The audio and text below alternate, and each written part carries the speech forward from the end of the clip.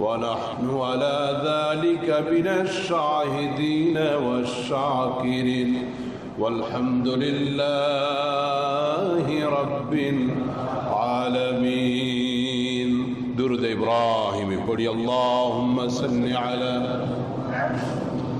محمد وعلى آل محمد كما صليت على إبراهيم وعلى آل إبراهيم إنك حميد مجيد اللهم بارك على محمد وعلى آل محمد كما باركت على إبراهيم وعلى آل إبراهيم إنك حميد مجيد আল্লাহ সুবহানাহু ওয়া তাআলার দরবারে শুকরগুজার হচ্ছি যিনি দয়া করে মেহেরবানি করে আমাদেরকে ঈমান নসিব করেছেন, শেষ নবী শ্রেষ্ঠ নবীর উম্মত হিসেবে আমাদেরকে কবুল ও মঞ্জুর করেছেন। তার পবিত্র গোলামির জন্য তার ঘরে অবস্থানের তৌফিক দিয়েছেন। আল্লাহর দরবারে শুকরিয়া আদায় করছি, পড়ছি আলহামদুলিল্লাহ। বিগত জুমায় আমরা রাসূল করিম সাল্লাল্লাহু আলাইহি ওয়াসাল্লাম এই জগৎবাসীর জন্য তিনি নিয়ামত আলোচনা করেছিলাম। তিনি শুধু নিয়ামত নয়, তিনি গোটা বিশ্ববাসীর জন্য রহমত। সূরা আলে ইমরানের 164 নম্বর আয়াতে কারিমের ভিতরে রব্বুল আমিন তার হাবিব যে দুনিয়াবাসীর জন্য নিয়ামত সেটা পরিষ্কার করে দিয়েছেন। গত জুমায় আমরা এই আয়াত থেকে আলোচনা করতেছিলাম। লাকাদ মান্নাল্লাহু আলাল মুমিনিনা ইদ বাআসা ফীহিম রাসূলাম মিন আনফুসিহিম, যে পৃথিবীর মুমিনদের জন্য আল্লাহর পক্ষ থেকে নিয়ামত অনুগ্রহ হলো এটা, তিনি দয়া করে মেহেরবানি করে তাদের জন্য তাদের মাঝ থেকে একজন রসূল করে পাঠিয়েছেন, নবী করেছেন। এবং সেই নবীর দায়িত্বটা কি?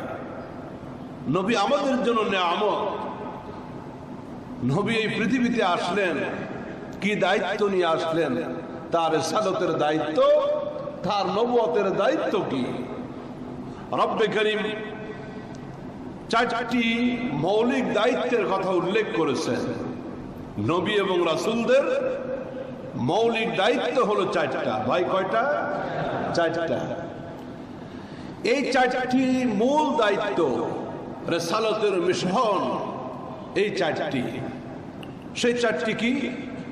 আল্লাহ রাব্বুল আলামিন বলেন চারটি দায়িত্ব হলো ইয়াতলু আলাইহিম আয়াতিহি ওয়া ইউযাক্কিহিম ওয়া ইউআল্লিমুহুমুল কিতাবা ওয়াল হিকমা। চারটি দায়িত্ব পালন করেছেন নবীরা। আমাদের নবীরও মূল দায়িত্ব ছিল চারটা। ইয়াতলু আলাইহিম আয়াতিহি, এক নম্বর দায়িত্ব মানুষকে তার কিতাব কোরআনে মাজিদ তেলাওয়াত করে শোনানো। পবিত্র কোরআনের তেলাওয়াত মানুষকে শোনাবে, উম্মতকে শোনাবে। নাম্বার 1 দায়িত্ব। মানুষের সামনে আল্লাহ পাকের আয়াতগুলি পড়ে পড়ে তিনি শোনাবেন। মূলত পবিত্র কোরআনের তেলাওয়াত, এই কোরআন হলো আল্লাহর নৈকট্য লাভের সব থেকে শক্তিশালী মাধ্যম হলো কোরআন। এবং তেলাওয়াতে কোরআন, কোরআন তেলাওয়াত, এটা মুমিনের ঈমানকে বৃদ্ধি করে, ঈমানের পাওয়ারকে বাড়ায় দেয় আল্লাহর কোরআনের তেলাওয়াত। এই জন্য নবীদের প্রথম দায়িত্ব হলো, যে যে কিতাবের দায়িত্ব পেয়েছেন সে তার উম্মতকে এই কিতাব তেলাওয়াত করে শুনিয়েছে, তেলাওয়াত করে শুনিয়েছে। আল্লাহ রাব্বুল আমিন বলেন কোরআনের তেলাওয়াত যখন মানুষের সামনে করা হয়, পবিত্র কোরআনে হাকিমের তেলাওয়াত যখন ইমানদারদের সামনে করা হয়, এটার এত বেশি পাওয়ার। আল্লাহ বলেন ওয়াইদা তুলিয়াত আলাইহিম আয়াতিহি আয়াতুহু যাদাতুহুম ঈমানা ওয়া আলা রাব্বিহিম ইয়াতাওয়াক্কালুন। পবিত্র কোরআনে হাকিম যিনি নাজিল করেছেন সেই রব্বুল আমিন বলেন, এই কোরআন যখন ঈমানদারদের সামনে তেলাওয়াত করা হয়, কোরআনে হাকিমের তেলাওয়াত শোনার কারণে ঈমানদারদের ঈমান আরো বেড়ে যায়, আরো বৃদ্ধি পায়। এই জন্য প্রত্যেক নবীর দায়িত্ব বিশুদ্ধভাবে আল্লাহর কোরআন তেলাওয়াত করে এর আয়াতগুলি মানুষকে শোনানো। 2 নম্বর দায়িত্ব, আল্লাহ রাব্বুল আমিন বলেন আমার নবীর 2 নম্বর দায়িত্ব হলো সূরা আলে ইমরান আয়াত 164। আবার এই 4টি দায়িত্ব আলা আরো বেশ কিছু আয়াত আছে। সূরাতুল জুমা আয়াত 2, এভাবে সূরা বাকারার ভিতরে আছে। নবীর মৌলিক দায়িত্ব হলো 4টা। এই 4টি দায়িত্ব আপনাদেরকে বুঝতে হবে। 1 নম্বরে কোরআন তেলাওয়াত, কিতাবের আয়াতগুলি তিনি মানুষকে পড়ে পড়ে শোনাবেন। এই জন্য পয়গম্বর যে জায়গায় তিনি সুযোগ পেতেন মানুষকে কোরআনের তেলাওয়াত শোনাতেন। হজের মৌসুমে মানুষকে একত্রিত করে এমনকি মেলা চলতো, হজের মেলা, সেই জায়গায় তিনি চলে যেতেন মানুষকে কোরআনের তেলাওয়াত শোনাবার জন্য। রাতের বেলা তিনি ঘরের ভিতরে কোরআন তেলাওয়াত করতেন। মক্কার কাফির মুশরিকগুলা দিন ব্যাপী যারা বিরোধিতা করত, রাতের বেলা দাঁড়িয়ে দাঁড়িয়ে রাহমাতুল লিল আলামিনের কণ্ঠে সারা রাত তারা কোরআন তেলাওয়াত শুনত। রব্বুল আমিন বলেন, দ্বিতীয় প্রকার দায়িত্ব হলো নবীর নবুয়তের দ্বিতীয় মিশন হলো ওয়ায়ুযাক্কিহিম, মানুষের অন্তরাত্মাকে পবিত্র করবে। মানুষের অন্তরের ভিতরে যে সমস্ত শিরক আছে, কুফর আছে, বিদআত আছে, জাহেলিয়াতের অন্ধকার আছে, মানুষত্বার বিরুদ্ধে যা কিছু আছে, মানুষ হইতে গেলে শুধু আকৃতিগত মানুষ নয়, প্রকৃত মানুষ হইতে গেলে যা কিছু দরকার, এই অন্তরের ভিতরে যত রোগ আছে, হিংসা, বিদ্বেষ, অহংকার, কুফর, শিরিক, যত রকমের ব্যাধি আছে, নবীরা মানুষের অন্তরকে পবিত্র করবে। ওয়ায়ুযাক্কিহিম, তাজকিয়ায়ে নফস, আত্মার সংশোধনের কাজ করবে, আধ্যাত্মিকতার মেহনত করবে, মানুষের দিলটাকে পবিত্র পুত পবিত্র করবে। নবীদের দ্বিতীয় দায়িত্ব। মক্কায় নবী এমন টাইমে এসেছিলেন পৃথিবীতে, আরবে, যে জামানাকে বলা হয় আইয়ামে জাহেলিয়া। এমন কোন পাপাচার ছিল না, এমন কোন পাপ ছিল না সেই যুগের মানুষগুলি করত না, এমন কোন পাপ। বাইতুল্লাহ শরীফ, এটা একেবারে বিবস্ত্র হয়ে, উলঙ্গ হয়ে তারা কাবা ঘর তাওয়াফ করত। বাইতুল্লাহ কি অবস্থা চিন্তা কর। যুগের পর যুগ, শতকের পর শতক ধরে এক গোত্রের সাথে আর এক গোত্র মারামারি লেগে থাকতো। ওই গোত্রের মুরব্বীরা তাদের পরবর্তীদেরকে ওসিয়ত করে যেত, এই মারামারি তো মীমাংসা আমরা করতে পারি নাই, তোরাও চালিয়ে যাবি। মানুষ মানুষের খুন পান করত, রক্ত পান করত, একত্রিত হয়ে তারা মদ পান করত। কার বাড়িতে কত পুরাতন মদ আছে, এটি ছিল তৎকালীন আরবের ট্রেডিশন, এটা ছিল তাদের গর্বের ব্যাপার, সংস্কৃতি। মানুষের কোনো অধিকার ছিল না। রাস্তাঘাটে যেভাবে আমরা ফুটপাত এখন বাজার করি, আলু, কপি, মাছ, তরি তরকারি রাস্তায় মানুষ বেচা কেনা হতো। জৈবিক চাহিদা পূরণের জন্য একজন নারী দরকার, সেই নারীটা কার মা, কার বোন, কার কি সম্পর্কে কোনো বিবেচনা তারা করতো না। পিতার মৃত্যুর পরে তারা মাকে স্ত্রীর মতো ব্যবহার করত সেই আরবের জাহিলি সমাজের লোকেরা। রাস্তা দিয়ে একজন নারী হেঁটে যাবে, তার সতীত্ব, তার জীবনের কোনো গ্যারান্টি ছিল না। রাসূল করিম সাল্লাল্লাহু আলাইহি ওয়াসাল্লাম তিনি নবুয়তের দায়িত্ব পেয়ে মানুষের আত্মা সংশোধনের তিনি মেহনত করতে লাগলেন। ইসলামের দাওয়াত শুরু হয়ে গেছে, নবীজির মেহনত শুরু হয়ে গেছে। এক যুবতী রওনা দিয়েছে সে মরুভূমির মাঝ পথ দিয়ে দীর্ঘ পথ তাকে যেতে হবে, সাথে কোনো সিকিউরিটি নাই, কোনো সঙ্গী তার নাই, একা একা চলতে চলতে মহিলা লক্ষ্য করে দেখতে পেল মরুভূমির ভিতরে একজন যুবক দাঁড়ানো, ভয় পেয়ে গেল। আরে এই তো আরব, এই মক্কা, একাকি কোনো নারী চলতে পারে না, সতীর্থ নষ্ট হয়ে যায়, তার প্রাণটা নাশ হয়ে যায়। আজকে যুবকের হাতে মনে হয় জীবনের সব থেকে দামি সম্পদ, আমার সতীর্থ নষ্ট হবে। কারণ এই আরবের যুবক একাকি কোনো নারীকে পেলে তারে ছেড়ে দেয় না। নবীর রসুলের কিন্তু আত্মার মেহনত শুরু হয়ে গেছে ওদিকে। যেই মুহূর্তে মহিলাটা যুবকের কাছাকাছি চলে গেল, দুরু দুরু কম্পন, অন্তরের ভিতরে বড় ভয়, খুব কাঁপতেছে, এই বুঝি সর্বনাশ হয়ে গেল। যখন কাছাকাছি চলে গেল যুবকটা ভিতর সন্ত্রস্ত মহিলাকে ডাক দিয়ে বলে, মা, বুঝতে পেরেছি তুমি ভয় পাচ্ছ, ভয়ের কোনো কারণ নাই গো মা। কোথায় যাবে তুমি বলো, ঠিকানাটা বলো, গন্তব্যের জায়গা বলো। রবের কসম করে বলি গো মা, ভয়ের কোনো কারণ নাই। আমি তোমাকে আপন সন্তানের মতো রাহাবারি করে করে তোমার গন্তব্যে পৌঁছাইয়া দিব।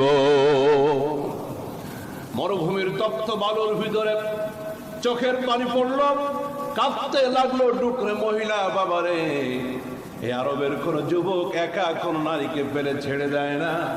আমাকে তুমি সর্বনাশ করলে না, আমার কোনো ক্ষতি করলে না, সম্পদ লুণ্ঠন করলে না। মা বলে ডাক দিলে।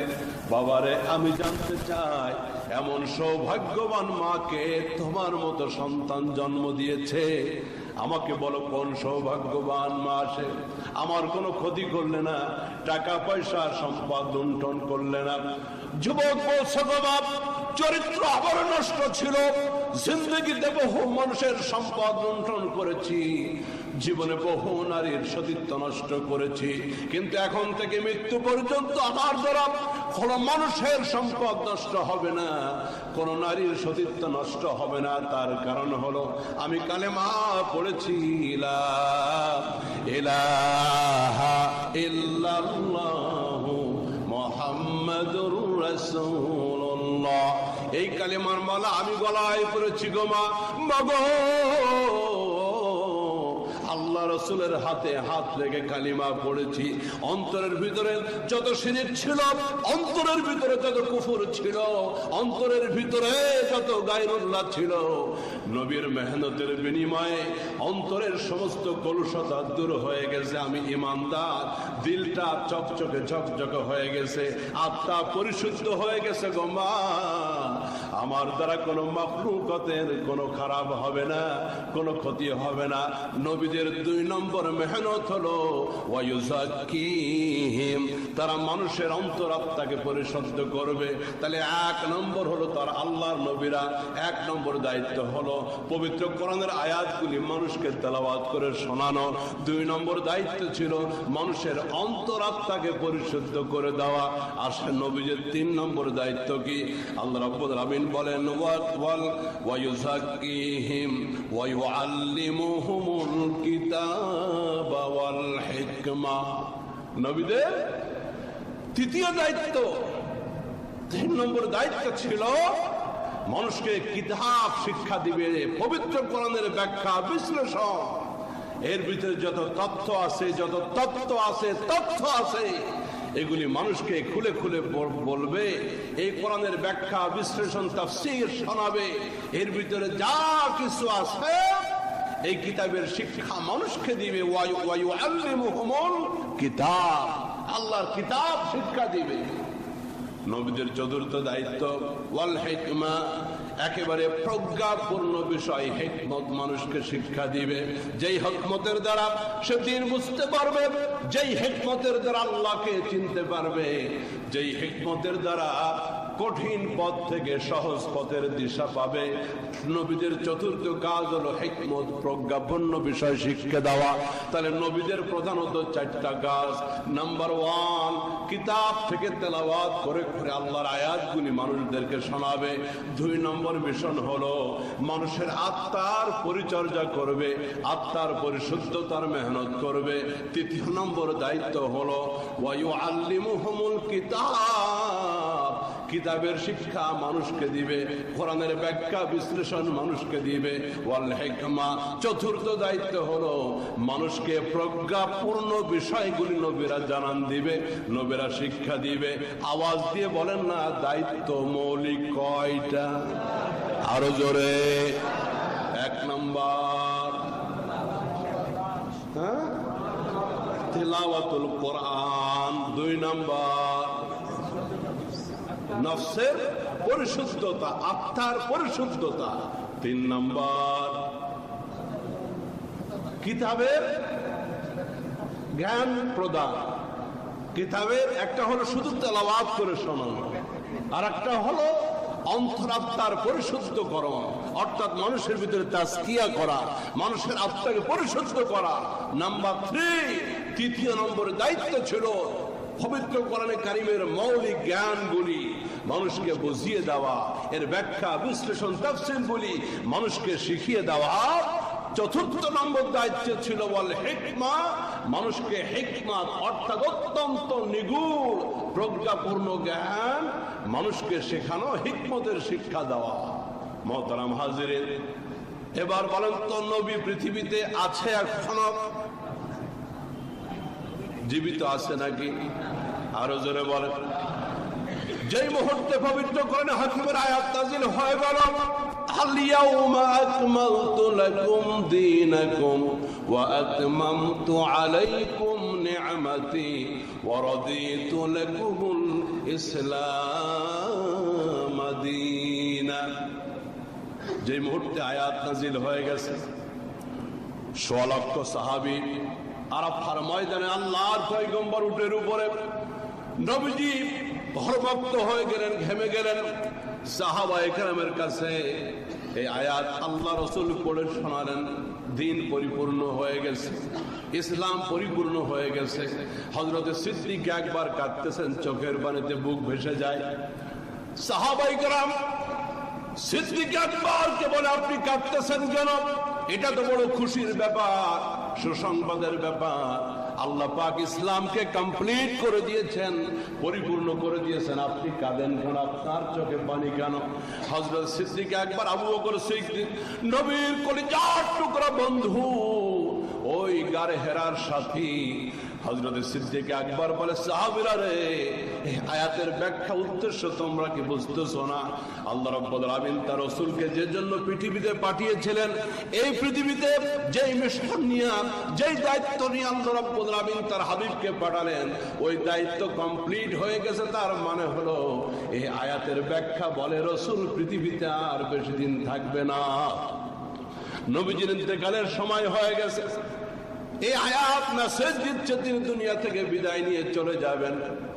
আল্লাহর নবী আরাফার ময়দানে 1.6 লক্ষ সাহাবীর সামনে তিনি দীপ্ত কণ্ঠে বলেন, ও সাহাবীরা, আমি কি আল্লাহর দ্বীনের কথাগুলি তোমাদের কাছে পৌঁছে দিয়েছি? সকলে এক বাক্যে জবাব দিল, ইয়া রাসূলুল্লাহ, আপনি হক আদায় করে আপনার দ্বীনের দায়িত্ব পালন করেছেন। রাসূল বলে দিলেন, বাল্লিগু আন্নী ওয়ালাউ আয়া, তোমরা সাক্ষী থাকো, তোমাদেরকে পরিষ্কার করে বলে দিলাম, যা কিছু আমার থেকে শিখেছো, যা কিছু কোরআন থেকে পেয়েছো, যা কিছু তোমাদের কাছে আমি শিক্ষা দিলাম, এগুলি নিজের কাছে রেখে দিও না।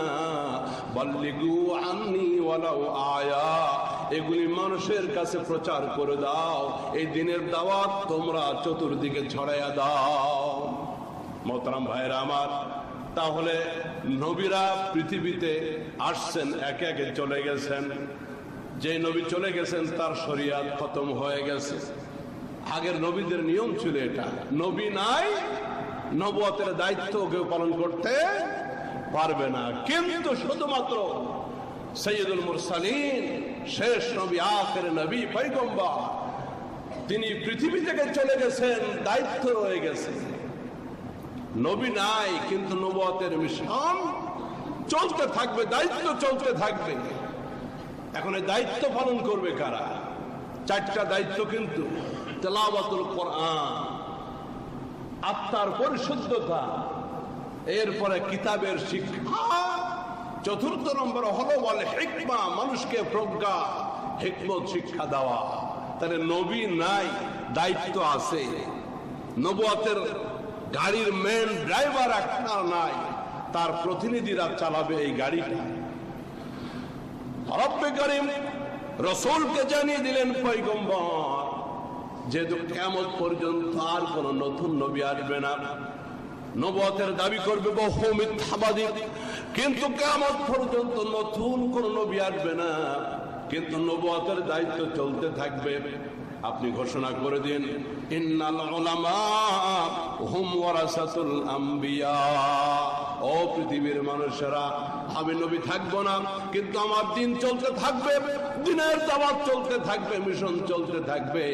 আমার অনুপস্থিতিতে আমার ওয়ারিস বানায়া দিলাম, আমার উম্মতের ওলামায়ে কেরাম আমার ওয়ারিস।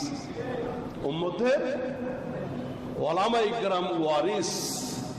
হাদিসটি আবু দাউদ শরীফের 3636 নম্বর হাদিস, সুনানে ইবনে মাজাহ 223 নম্বর হাদিস। ইন্নাল উলামা হুম ওয়ারাসাতুল আম্বিয়া, নবীর ওয়ারিস হলেন ওলামায়ে কেরাম, হক্কানি ওলামায়ে কেরাম, যারা হকপন্থী এবং যাদের কাছে বিশুদ্ধ ইলম আছে, যাদের কাছে কোরআন এবং হাদিসের বিশুদ্ধ জ্ঞান আছে, এই সমস্ত হক্কানি ওলামায়ে কেরাম তারা কিয়ামত পর্যন্ত নবী আসবে না, কিন্তু নবীর এই দায়িত্বটা সঠিকভাবে তারা পরিচালিত করবে। ইন্নাল আম্বিয়া লাম ইওয়ারিসু দিনারাও ওয়ালা দিরহামা। নবীজি আরো পরিষ্কার করে বলেন হাদিসের ভিতরে, ইন্নাল আম্বিয়া লাম ইওয়ারিসু দিনারাও ওয়ালা দিরহামা। এই নবীরা টাকা পয়সা নগদ অর্থ কড়ির ওয়ারিস বানায় না, মিরাজ বানায় না। তাহলে নবীর মিরাজ যারা পাবে, ওয়ারিস যারা হবে কিসের? ইন্নামা ওয়ারাসু ইলমা, তারা ইলমের ওয়ারিস হবে, মিরাজ হবে। আচ্ছা ভাই, একজন মানুষ সম্পদশালী, তার চতুর্দিকে বহুত আপন মানুষ থাকে, আপনারা বলেন সে মারা গেলে তার ওয়ারিস বা মিরাজ কি সকলেই পায়? এলাকাতে তার আত্মীয় স্বজন আছে, প্রতিবেশীরা আছে, বাড়ির পাশে কত আপনজনেরা আছে। লোকটা মারা গেল, কিন্তু তার ওয়ারিস কি সবাই হয়? সবাই হয় না। তার সন্তানেরা হয়, তার স্ত্রী হয়, তার মেয়ে হয়। তো রাসূল বলতেছেন, আমার ইন্তেকালের পরে এই পৃথিবীতে যে ইলম আল্লাহ আমাদেরকে দিয়েছিলেন, আর শুধু ওলামায়ে কেরাম শুধু শেষ নবীর ওয়ারিস নয়, এখানে আম্বিয়া শব্দ ব্যবহার করা হয়েছে। এই পৃথিবীতে যত নবী এসেছেন, ওলামায়ে কেরাম সমস্ত নবীদের ইলমের মিরাজ তারা পেয়েছেন, ওয়ারিস তারা হয়েছেন। নবীজি হাদিসের শেষ অংশে বললেন, ফামান আখাযাহু আখাযা বিহাদ্দিন ওয়াফির, যে ব্যক্তি এই নবুয়তের মিরাজকে গ্রহণ করলো, সেজন্য একটি পূর্ণাঙ্গ কল্যাণের অংশ সে লাভ করলো। তাহলে এই পৃথিবীতে নবী আর আসবে না, নবুয়তের কাজ চলতে থাকবে, ওই চারটা দায়িত্ব পালিত হতে থাকবে। এটার দায়িত্ব পালন করবে কারা? আওয়াজ দিয়ে বলেন, ওলামায়ে কেরাম। নবীজি ওলামায়ে কেরামকে এত বড় দায়িত্ব কেন দিলেন? তার কারণ হলো আল্লাহ রাব্বুল আলামিন কোরআনে হাকিমের ভিতরে ওলামায়ে কেরামের ভিতরে সেই সার্টিফাই করেছেন, সার্টিফিকেট দিয়েছেন। আল্লাহ রাব্বুল আলামিন বলেন পবিত্র কোরআন হাকিমের সূরাতুল ফাতির 28 নম্বর আয়াতের ভিতরে রব্বুল আলামিন বলেন, ইন্নামা ইয়াখশাল্লাহা মিন ইবাদিহিল উলামা, ইন্নামা ইয়াখশাল্লাহা মিন ইবাদিহিল উলামা। এই পৃথিবীতে আল্লাহর যত বান্দা আছে, আল্লাহ বলতেছে সূরা ফাতির আয়াত 28, এই পৃথিবীতে আল্লাহর যত বান্দারা আছে সকলের ভিতরে রব বলতেছেন ওলামায়ে কেরাম যারা আলেম, তারা আল্লাহকে অধিক ভয় করে। অন্যরা ভয় করে না তা কিন্তু বলা হয় নাই। কিন্তু ওলামায়ে কেরামকে বিশেষভাবে আল্লাহ রাব্বুল আলামিন নিজে বলতেছেন, যারা হকপন্থী এবং বিশুদ্ধ ইলমের অধিকারী, যারা সঠিক পথে আছে, এই সমস্ত ওলামায়ে কেরাম তারা আল্লাহকে অধিক তারা ভয় করে। সূরা ফাতির 28 নম্বর আয়াত। একজন আলেম বিচ্যুত হতে পারেন, একজন আলেম ব্যক্তিগতভাবে তিনি অন্যায়ের ভিতরে জড়িয়ে পড়তে পারেন, কিন্তু একজন দুজনের কারণে গোটা পৃথিবীর আলেম সমাজকে দোষারোপ করা যায় না, সকলে খারাপ হয়ে গেছে এই কথা বলা যায় না। কারণ এই সমাজের মানুষের ভিতরে আলেম সমাজ সব থেকে ইজ্জতওয়ালা, মর্যাদাওয়ালা, এটা স্বয়ং আল্লাহ নিজেই বলে দিয়েছে। মুহতারাম হাজিরিন, রব্বে করিম আর এক আয়াতের ভিতরে বলেন, যাদের কাছে কোরআনের ইলম আছে, হয়তো তারা টাকা পয়সার অধিক মালিক নাও হতে পারে, হয়তো সমাজে তাদের স্ট্যাটাসটা খুব নাও থাকতে পারে, কিন্তু ইলমের কারণে, নবীদের ওই মিরাজটা পাওয়ার কারণে, নবীদের নবুয়তের ইলমের মিরাজ তাদের কাছে থাকার কারণে এত মর্যাদা তাদের। আল্লাহ রাব্বুল আলামিন বলেন, ইয়ারফাইল্লাহুল্লাযীনা আমানু মিনকুম ওয়াল্লাযীনা উতুল ইলমা দারাজাত। রব্বে করিম বলেন, যারা তোমাদের ভিতরে ঈমানদার তাদের অনেক মর্যাদা। আলহামদুলিল্লাহ বলেন। আল্লাহর মেহেরবানিতে আমরা সকলে ঈমানদার। আল্লাহ কবুল করুক, জোরে বলেন আমিন। রব্বে করিম আয়াতের ভিতরে দুই শ্রেণীর প্রশংসা করতেছেন, যারা ঈমানদার তাদের অনেক মর্যাদা। ইয়ারফাইল্লাহুল্লাযীনা আমানু মিনকুম ওয়াল্লাযীনা উতুল ইলমা দারাজাত। এবং ঈমানদারদের ভিতরে রব্বুল আমিন যাদেরকে কোরআনের জ্ঞান দিয়েছেন, হাদিসের জ্ঞান দিয়েছেন, শরীয়তের ইলম যাদেরকে দিয়েছেন, আল্লাহ বলেন ওই ঈমানদারেরা এবং আলেম সমাজ বহুত মর্যাদাবান। ঈমানদারেরা এবং ঈমানদারদের ভিতরে যারা আলেম আছে, ওলামা আছে, তাদের মর্যাদা অনেক বেশি। মুহতারাম হাজিরিন, এত বেশি, এত বেশি, একজন শয়তান একজন আলেমকে, একজন বিশুদ্ধ ইলমের অধিকারীকে শয়তান কতটা ভয় করে। আল্লাহর হাবিব বলেন, মাজাহ শরীফের হাদিস 222 নম্বর হাদিস, রাসূল বলেন, ফাকিহুন ওয়াহিদুন আশাদ্দু আলা শাইতান আবিদিন। ফাকিহুন ওয়াহিদুন আশাদ্দু আলা শাইতানি মিন আলফি আবিদিন। একজন ফকিহ, একজন বিশুদ্ধ ইলমের অধিকারী, যার কাছে ফিকহের জ্ঞান আছে, শরীয়তের বিচক্ষণতার জ্ঞান যার কাছে আছে, একজন ফকিহ শয়তানের বিপক্ষে 1000 আবেদ। আবেদ মানে ইবাদতকারী, সাধারণ মানুষ যারা, যাদের কাছে শরীয়তের প্রজ্ঞা এবং গভীর জ্ঞানটা নাই, এই রকমের 1000 আবেদের চাইতে শয়তান একজন আলেমকে, একজন ফকিহকে বেশি ভয় করে। আল্লাহু আকবার। মনে করেন 1000 মানুষকে শয়তান বিভ্রান্ত করে দিয়েছে।